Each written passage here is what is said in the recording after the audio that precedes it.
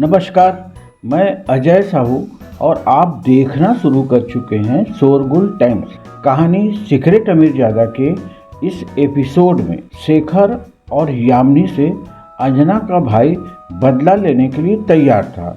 इसके लिए उसने अपने साथ कुछ लोगों को लेकर आया था। यामिनी को अंजना के भाई के आदमी थप्पड़ मारते हैं। अंजना कहती है इसके दोनों पैर तोड़ दो। तब यामिनी कहती है कि अगर आप लोगों ने हम दोनों को कुछ भी किया तो मेरा दामाद तुम लोगों की जान ले लेगा।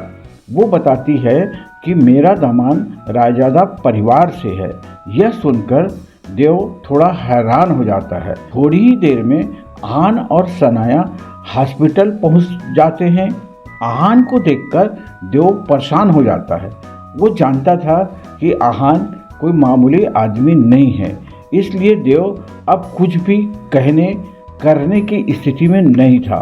वो सोचता है कुछ करने से पहले माफ़ी मांगकर इस मामले को हैंडल कर लिया जाए। देव यामिनी से कहता है, आप मुझसे किस तरह का बदला लेना चाहते हैं? यामिनी कहती है, तुम अपने आप को थप्पड़ मारो। देव अपने आप को 12 थप्पड़ मारता है। इसके बाद यामिनी के कहने पर वो रुक जाता है। देव आहान की तरफ देखता है। आहान कहता है, गेट लास्ट। देव अपनी बहन अंजना को लेकर हॉस्पिटल से निकल जाता है।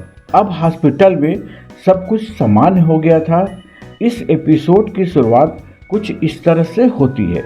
चलिए अब जानते हैं इस एपिसोड में आगे क्या कुछ नया होता है। यामिनी चाहती थी कि आहान उसे किसी रायजादा बिजनेस का सीईओ बना दे। वो आहान का पूरा फायदा उठाना चाहती थी, पर आहान ने उसे मना कर दिया था। जब आहान घर जाने के लिए निकलता है तब उसके पास रक्षित का फोन आता है, जो उसे कुछ देना चाहता है। आहान, मैं तुम्हें आने वाली फाइट के लिए कुछ देना चाहता हूँ। रक्षित ने कहा, क्या देना चाहते हो? आहान ने पूछा। एक तलवार। रक्षित ने कहा। तलवार? आहान सुनकर हैरान था। हाँ, वो तलवार तुम्हारे गुरु ग्रैंड मास्टर नारायण की है। रक्षित ने आहान से कहा, रक्षित, तुम मेरे गुरुजी की तलवार क्यों देना चाहते हो? इस वक्त आहान की आंखें बड़ी हो गई थी और वो बहुत हैरान था। यह बात तुम्हें हमारे अलायंस के हेड से पूछनी पड़ेगी, रक्षित ने कहा। रक्षित ने आहान को बताया था कि वार अलायंस के हेड क्वार्टर में टॉप 3 की पोजीशन पर थे और पनिशमेंट सेगमेंट के हेड थे। आहान को इस वक्त समझ नहीं आ रहा था कि कोई उसे नारायण की तलवार क्यों दे रहा था। आहान, तुम इतना क्यों सोच रहे हो? अलायंस हेड तुम्हें ये तलवार इसलिए देना चाहता है क्योंकि कल से तुम्हारा गैम्बलिंग मैच है और तुम्हारे पास कोई वेपन नहीं है, रक्षित ने कहा। आहान ने कहा, पर उसे अभी भी समझ नहीं आ रहा था कि उसे तलवार की क्या ज़रूरत है। आहान, यह तलवार तुम्हारे गुरुजी की है। हमारे पास बहुत सालों से ऐसे ही रखी हुई है। अब वो हमारे पास रखी है, इससे बेहतर यह है कि तुम उसे रख लो, रक्षित ने कहा, जैसे उसने भांप लिया था कि आहान इस वक्त क्या सोच रहा है। वो तलवार बहुत वक्त से वार अलायंस के पास थी। लास्ट टाइम जब उसे नारायण ने यूज किया था वो तब था जब उसे ब्लैक निंजा और गोल्ड आर्मोर सेक्ट पर अटैक किया था। तब वहाँ पर खून की नदियाँ बही थी और उसके बाद से उस तलवार को किसी ने छुआ तक नहीं था। रक्षित, मैं जानता हूँ तुम क्या कह रहे हो, पर मुझे नहीं लगता कि मैं गुरुजी की तलवार डिजर्व करता हूँ, आहान ने कहा।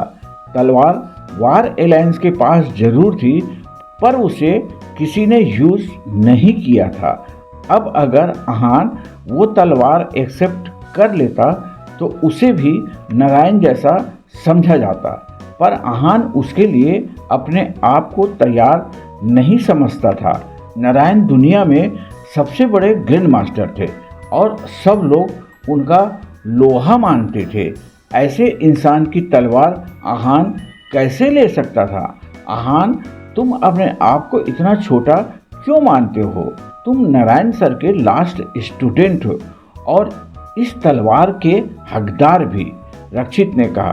वो आहान की बात का मतलब समझ गया था और आहान को तलवार लेने के लिए मना रहा था। इसके अलावा रक्षित को डर था कि गैंगटॉक चेंबर ऑफ कॉमर्स के पास तलवार वाले थे, तो अगर आहान बिना किसी हथियार के वहां जाता तो प्रॉब्लम हो सकती थी। इसलिए रक्षित चाहता था कि वो यह तलवार ले ले।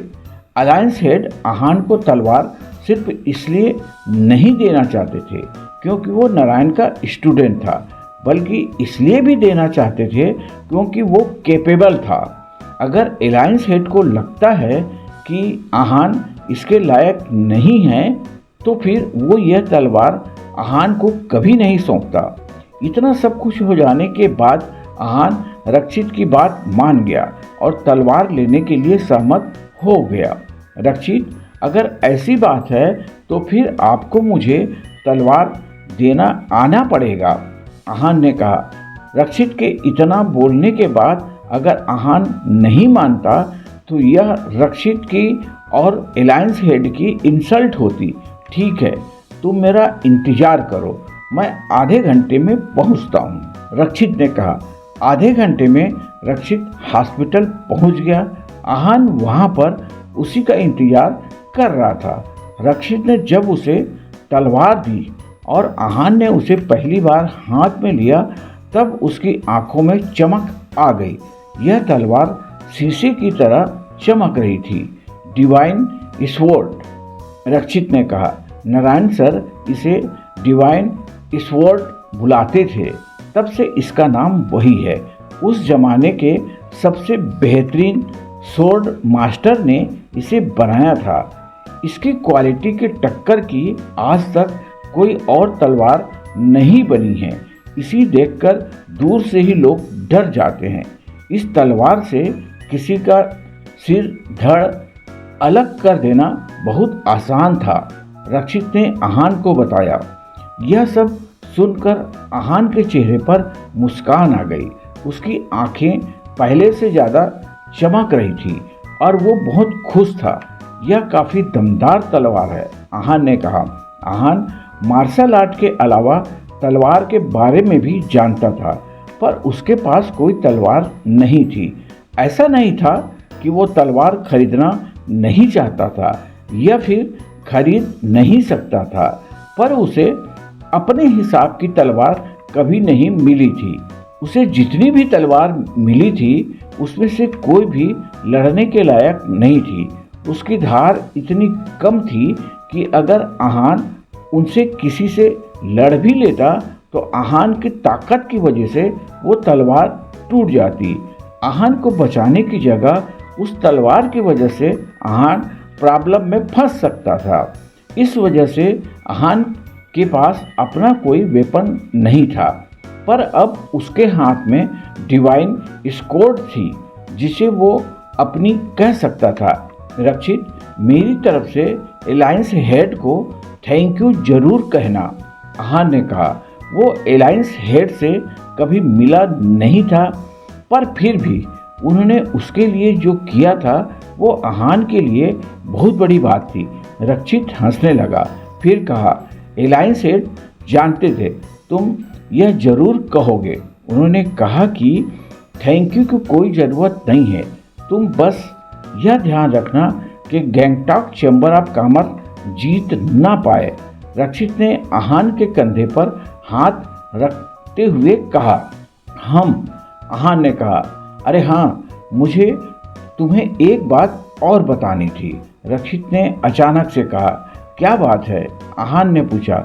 दोनों चैम्बर के बीच में जो गैम्बलिंग होने वाली है वो दो अलग दुनिया के बीच में है। मार्शल आर्ट वर्ल्ड बहुत बड़ा है और भले ही इसके दो सेक्टर के बीच में लड़ाई होगी, पर यह बहुत ज़रूरी लड़ाई है। इसलिए बाहर से बहुत सारे सीनियर्स आएंगे जो इसे सुपरवाइज करेंगे और साथ ही डिसिप्लिन का भी ध्यान रखेंगे। इसलिए तुम्हें अपना 100% देना ही होगा। तुम जितना अच्छा परफॉर्म करोगे, रायजादा परिवार उतना ज़्यादा तुम पर अटैक करने से पहले सोचेगा, रक्षित ने कहा। रक्षित डायरेक्टली अहान और रायजादा फैमिली के बीच में कुछ नहीं बोल सकता था, पर वो इनडायरेक्टली अहान का साइड ले सकता था और उसे एडवाइस दे सकता था। यह गैम्बलिंग वैसे तो 2 चेंबर के बीच में थी, पर फिर इस पर ध्यान सबका होने वाला था। इसलिए अगर अहान ने अच्छे से फाइट की तो सब उसको जानने लगेंगे और वो बहुत फेमस हो जाएगा। ऐसे में रायजादा फैमिली उसका कुछ नहीं बिगाड़ पाएगी। डोंट वरी रक्षित, मैं ध्यान रखूंगा, अहान ने कहा। रक्षित अगर अहान को यह बात नहीं बोलता तब भी अहान बहुत एग्रेसिव फाइट करता, क्योंकि उसे डिवाइन स्क्वाड की इज्जत रखनी थी। हाँ, पर इस बात का भी ध्यान रखना कि तुम ज़्यादा अग्रेसिव न हो जाओ। अपने आप पर ज़्यादा प्रेशर लेने की ज़रूरत नहीं है। तुम्हें गैम्बलिंग के टाइम लाने के लिए चेंबर ने बहुत मेहनत की है। तुम उनका ट्रम्प कार्ड हो। फाइट तक संभल कर रहना, रक्षित ने कहा। फाइट के पहले अगर किसी को पता चल गया कि 25-26 साल का एक लड़का मार्शल आर्ट मास्टर है तो ब्लैक निंजा तो उसके दुश्मन बन जाएंगे। इसके अलावा मार्शल आर्ट वर्ल्ड में भी बहुत सारे लोग ऐसे होंगे जो अहान को मारना चाहेंगे। बहुत कम लोग जानते हैं कि अहान मार्शल आर्ट मास्टर है और ग्रैंड मास्टर नारायण का स्टूडेंट है। इस बात पर अहान हंसने लगा और कहा, मैं पूरी कोशिश करूंगा कि अपना ज़्यादा ताकत का इस्तेमाल न करूं। रक्षित की बातों से अहान का बहुत कॉन्फिडेंस बढ़ गया था।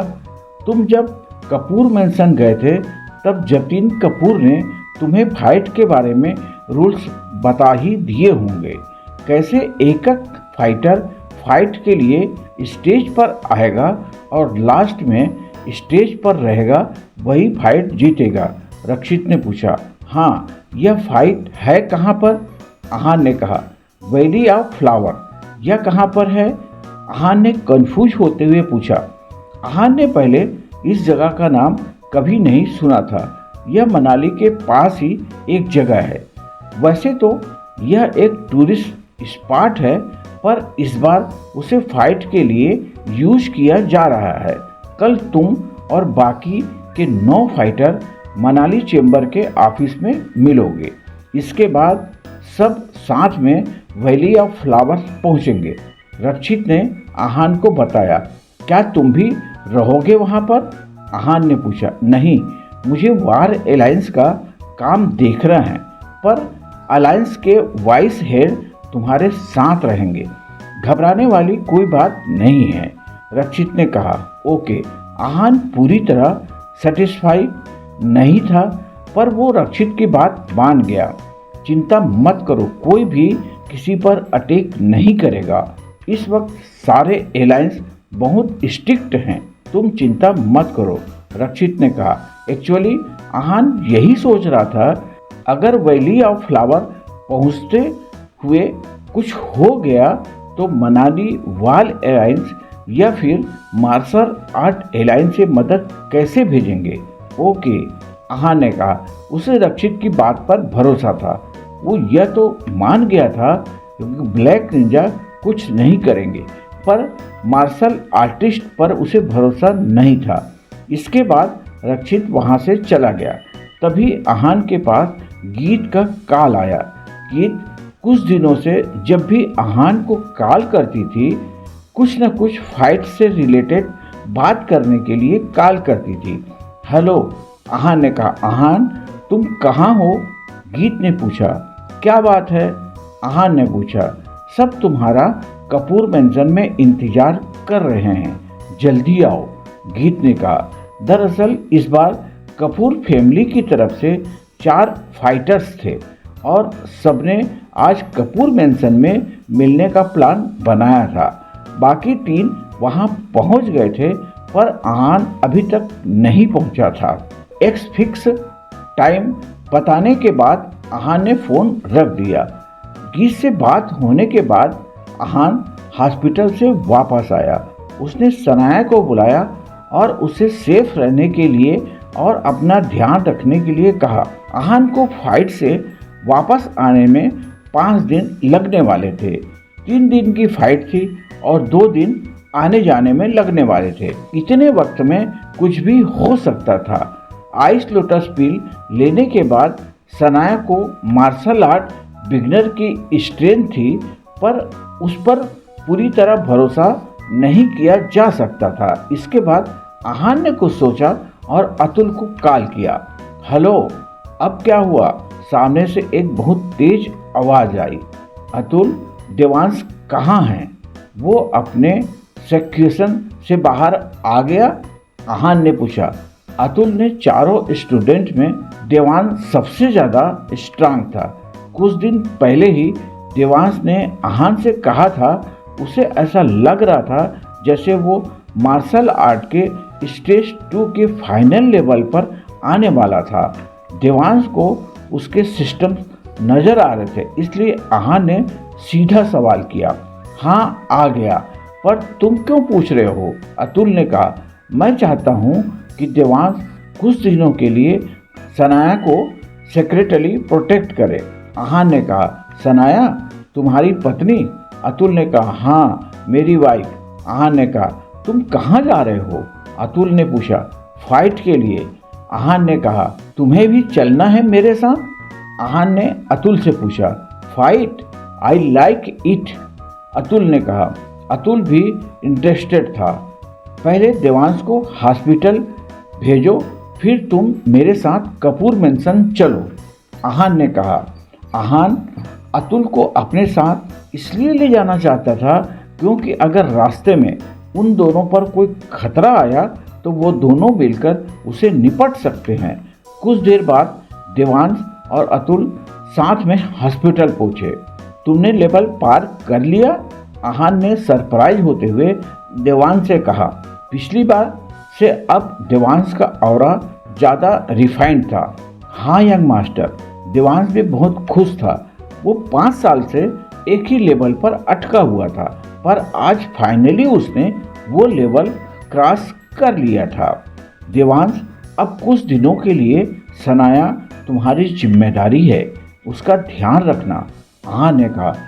यंग मास्टर, आपकी वाइफ मेरे लिए यंग मिस है। मैं उन्हें अच्छे से प्रोटेक्ट करूंगा। आप चिंता मत कीजिए, बस अपनी फाइट पर ध्यान दीजिए, देवांश ने कहा। अतुल ने देवांश को रास्ते में ही फाइट के बारे में बता दिया था। ठीक है, फिर हम कपूर मैंशन चलते हैं, आहान ने अतुल से कहा। दोनों जब कपूर मैंशन पहुंचे तब गीत उनका बाहर ही इंतजार कर रही थी। वो आहान को देखकर मुस्कुरा रही थी, पर अतुल को देखते ही उसके चेहरे से मुस्कुराहट गायब हो गई। गीत ने मुस्कुराना बंद क्यों कर दिया था? आगे जानने के लिए बने रहिए हमारे चैनल शोरगुल टाइम के साथ। बस इसी के साथ ही यह एपिसोड भी यहीं पर समाप्त होता है। इस एपिसोड को आगे बढ़ाते हुए कल फिर मुलाकात होगी। आज के लिए बस इतना ही। अब हमें कल तक के लिए इजाज़त दीजिए। नमस्कार, धन्यवाद।